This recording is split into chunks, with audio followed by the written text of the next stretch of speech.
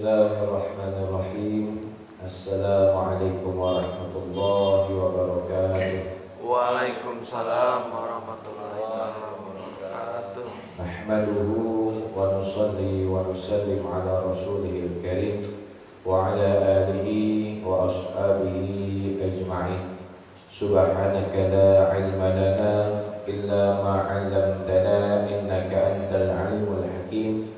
Wala haula wala quwwata illa billahil aliyyil azim. Amma ba'du. Para jamaah muslimin muslimat rahimakumullah, alhamdulillah kita kembali dikumpulkan Allah Ta'ala dalam keadaan iman dan Islam. Dengan kedua hal yang sangat penting tersebut, kita mendekatkan diri kepadanya dan meyakini janji-janjinya, melaksanakan perintah-perintahnya serta menjauhi larangan-larangannya. Para jamaah sekalian rahimakumullah, yang pertama kali akan kita pertanggungjawabkan di akhirat nanti adalah mengenai ibadah sholat kita. Sholat adalah inti di dalam agama setelah dua kalimat syahadat. Kedudukan sholat di dalam agama sebagai tiang agama. Orang yang tidak melaksanakan sholat, orang yang meninggalkannya, maka dia merubuhkan agamanya. Dan para ulama juga menjelaskan kedudukan sholat pada diri seseorang seperti kedudukan kepala pada sebuah jasad. Begitu penting menjaga sholat ini, memperhatikan waktu pelaksanaannya, tata caranya, serta di mana sholat itu kita laksanakan. Rasulullah sallallahu alaihi wasallam bersabda, "Inna awwala ma yuhasabun nasu bihi yaumal qiyamati min a'malihi mushalah." Sesungguhnya perkara yang pertama kali akan dipertanggungjawabkan di hadapan Allah pada hari kiamat dari diri seorang hamba adalah mengenai sholatnya.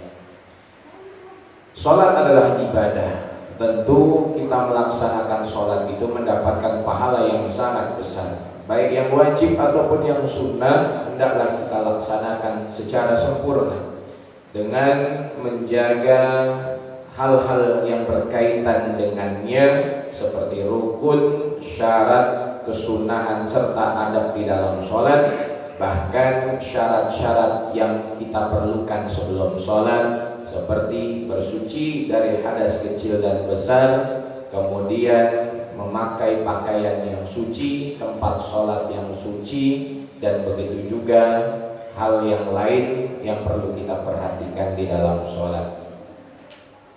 Para jamaah muslimin muslimat rahimakumullah, tetapi ketika kita melaksanakan sholat tidak sesuai tuntunan syariat, tidak mencontoh apa yang dijelaskan Allah dalam Al-Quran dan sabda-sabda Nabi SAW, maka sholat itu riskan, tidak diterima oleh Allah. Bahkan sholat itu akan menghasilkan dosa, bukan pahala. Para ulama menjelaskan ada beberapa waktu yang dilarang bagi kita untuk melaksanakan sholat. Jika kita laksanakan pada sholat waktu-waktu tersebut, maka berdosa, bukan mendapatkan pahala. Ada 5 waktu yang diharamkan atau dilarang untuk mengerjakan sholat. 3 terkait dengan waktunya dan 2 terkait dengan pelaksanaannya.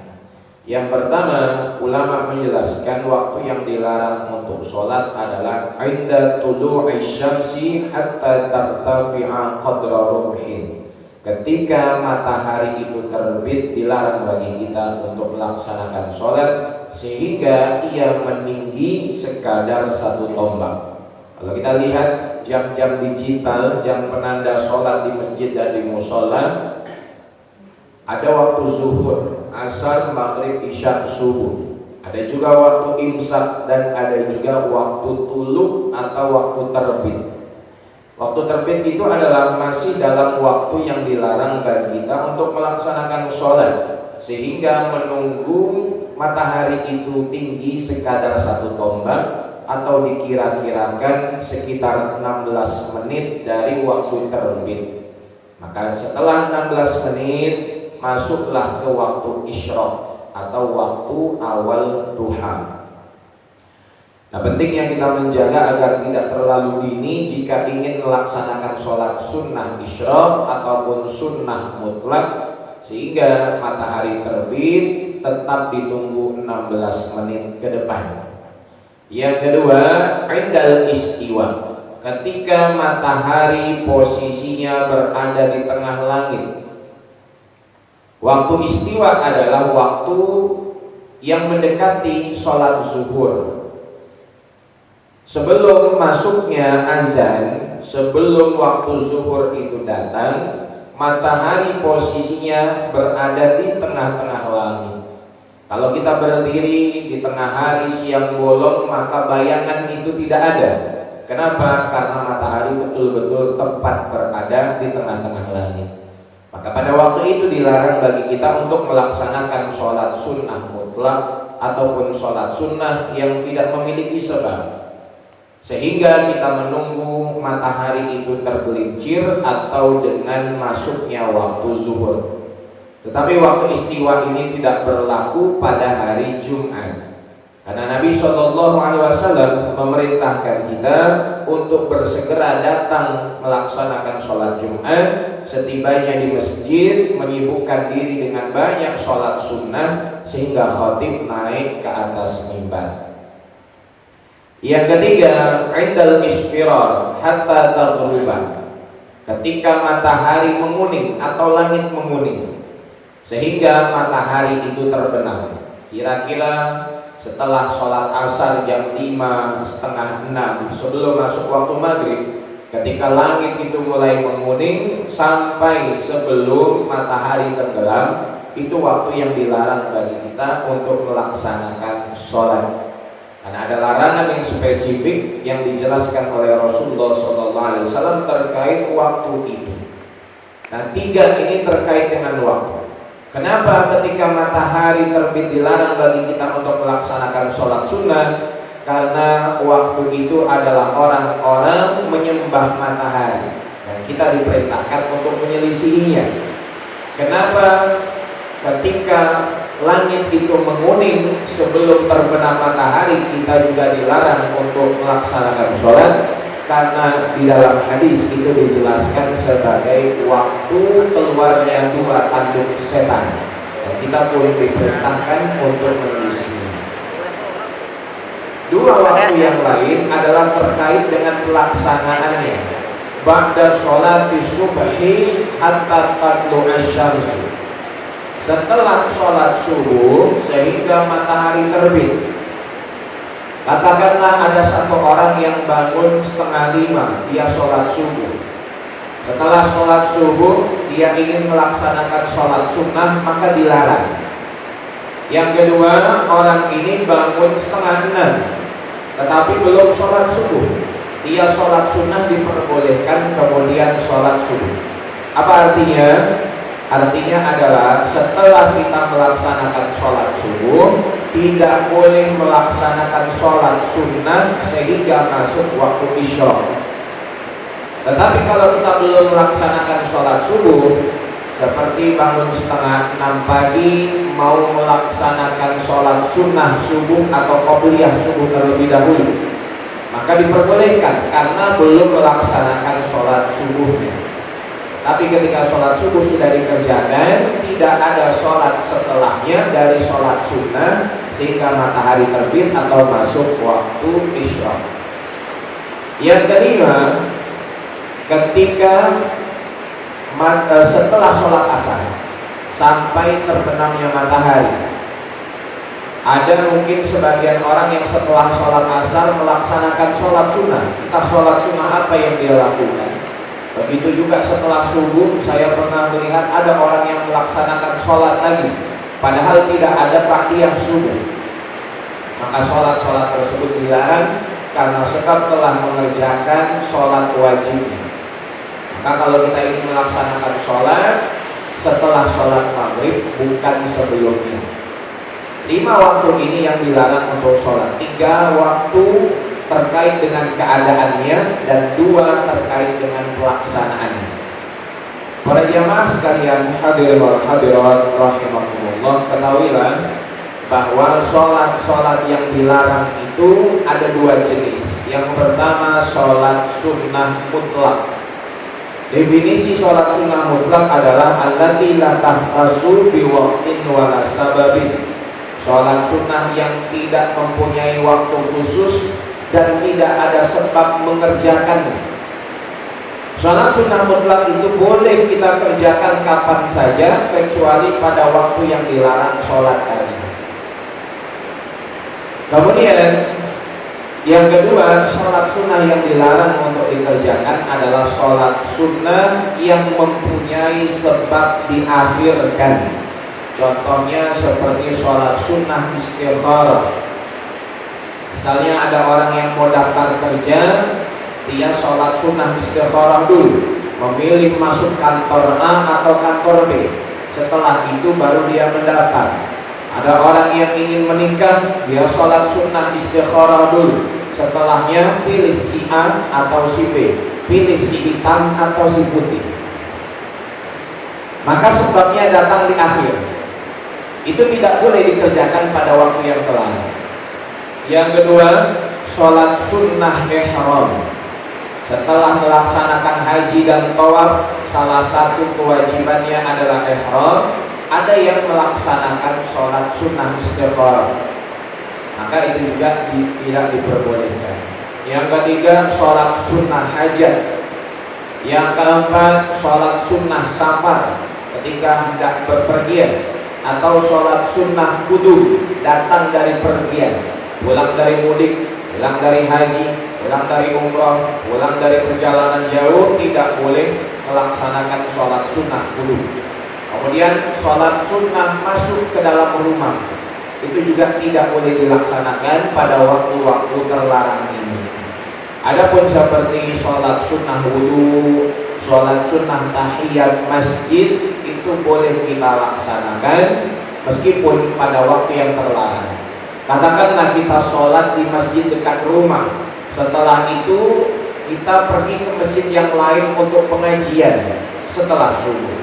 Sampai di masjid itu kita tidak langsung duduk, tetapi sholat sunnah tahiyat masjid diperbolehkan. Begitu juga ibu-ibu mungkin yang menghadiri majelis taklim setelah waktu asar. Mungkin sholat asarnya di rumah, setelah itu pergi ke masjid.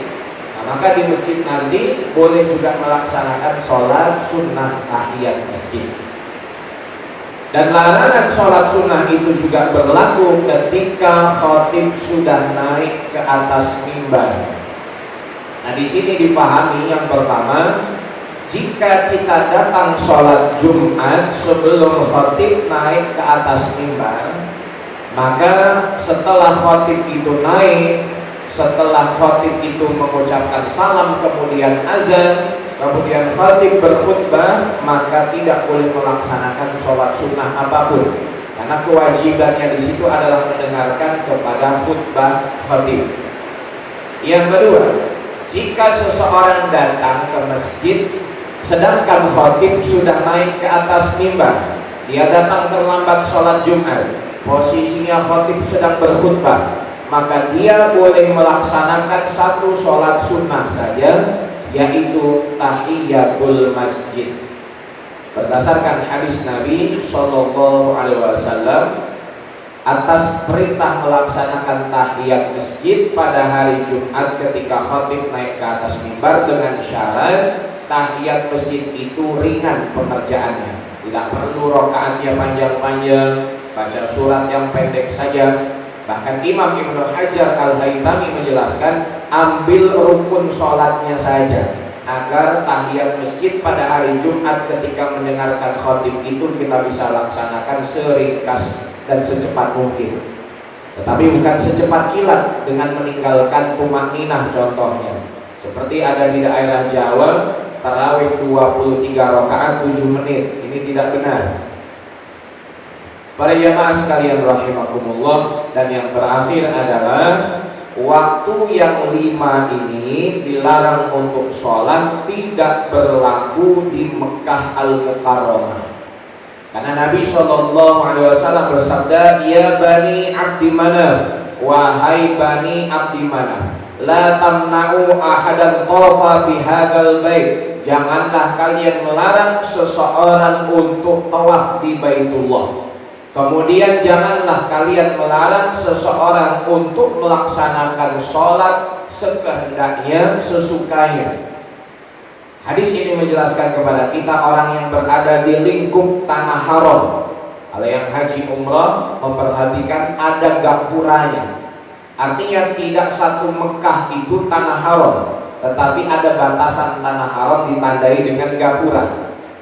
Maka selagi masih di dalam tanah haram, mau sholat sunnah setelah asar, mau sholat sunnah setelah subuh, mau sholat sunnah pada waktu istiwa dan lain sebagainya, ini tidak dilarang, khusus pada tempat suci tersebut. Karena betapa besarnya pahala sholat yang kita kerjakan di Masjidil Haram, dijelaskan dalam hadis Nabi SAW bahwa satu sholat yang dikerjakan pahalanya 100.000 kali lipat, dan satu sholat yang dikerjakan di Masjid An-Nabawi pahalanya 5.000 kali lipat. Jadi pahala sholat yang paling banyak yang pertama di Masjidil Haram, yang kedua Masjid Nabawi, yang ketiga Masjidil Aqsa. Masjid yang lain sisanya sama semua. Yang berjamaah 27 derajat mendapatkan pahala. Nah, ini beberapa hal penting yang perlu kita perhatikan. Tidak ragu bahwasannya semangat sholat sunnah kita ini sangat banyak dan besar. Tidak ragu bahwasannya kita bisa melaksanakan sholat sunnah dengan jumlah rakaat yang banyak. Tetapi perhatian, jangan sampai melaksanakan sholat sunnah pada waktu-waktu yang diharamkan ini. Tetapi kalau ada sholat jenazah setelah asar atau setelah subuh diperbolehkan. Ada sholat gerhana matahari ataupun gerhana bulan setelah asar diperbolehkan. Karena itu termasuk sholat yang hukumnya fardu kifayah dan mempunyai sebab bersamaan dengan pelaksanaannya. Mudah-mudahan bermanfaat bagi jamaah sekalian terkait 5 waktu yang dilarang untuk kita melaksanakan sholat. Yang pertama, ketika matahari terbit sampai masuk waktu isyraq. Kalau dari waktu subuh ke isyraq 90 menit, dari waktu terbit ke isyraq 16 menit. Yang kedua, waktu istiwa, ketika matahari berada di tengah-tengah langit sehingga dia tergelincir atau masuk waktu zuhur, kecuali pada hari Jumat, bagi laki-laki tidak mengapa. Yang ketiga, ketika langit menguning sehingga masuk waktu maghrib. Yang keempat, setelah melaksanakan sholat subuh sehingga masuk waktu isyraq. Dan yang kelima, setelah melaksanakan sholat asar sehingga terbenamnya matahari. Allahu ta'ala a'lam bishawab.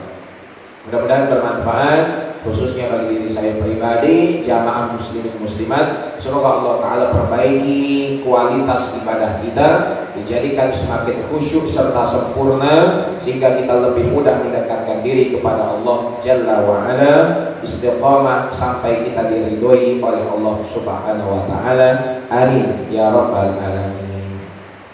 Itu yang bisa disampaikan. Jazakumullah ahsanal jaza kepada jamaah yang sudah hadir dan mendengarkan. Yang benar hanya datang daripada Allah. Sama-sama kita akhiri dengan membaca doa kafaratul majlis. Subhanallah wa bihamdik, asyhadu an la ilaha illa anta, astaghfiruka wa atubu ilaik. Kurang lebihnya mohon maaf. Wassalamualaikum warahmatullahi wabarakatuh.